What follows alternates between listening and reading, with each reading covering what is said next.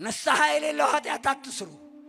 ንስሐ የሌለው ኃጢአት አለ። ትንቢተ ኢሳይያስ ምዕራፍ 1 ላይ የሰው ላብ የሚበላ አለ ምክንያት የሰው ገንዘብ የሚበላ ደም እንዳፈሰሰ ነው ይላል።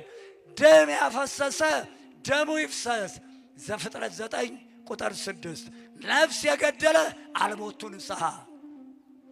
ስለዚህ የሰው ላብ የበላም ደም ያፈሰሰ ነውና አልቦቱ ንስሐ። ጉቦ የበላ ዘር አይወጣለትም። እነሆ በደልን ይጸንሳሉ፣ ጉዳትን ይወልዳሉ። የጉቦ ተቀባዮችን ድንኳን እሳት ትበላለች። ቅርንጫፉ ይሰበራል፣ ዘር አይወጣለትም። በአበባው ይረግፋል፣ ለወግ ለማድረግ አይበቁም። በአጭር ይቀራል ዘሩ።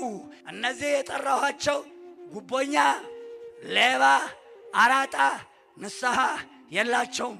በጤፍ አሸዋ በወተት ውሃ የሚጨምሩ። አሁን የነገርኩህ መንፈስ ቅዱስን የሰደበ መንፈሳዊ ተዘምዶን ያፈረሰ አባቶችን የሰደበ ቅዱሳንን የሰደበ እመቤታችን እግዚአብሔር የሰጣትን ቅድስናዋን የነካ ስርየት የለውም፣ ንስሐ የለውም።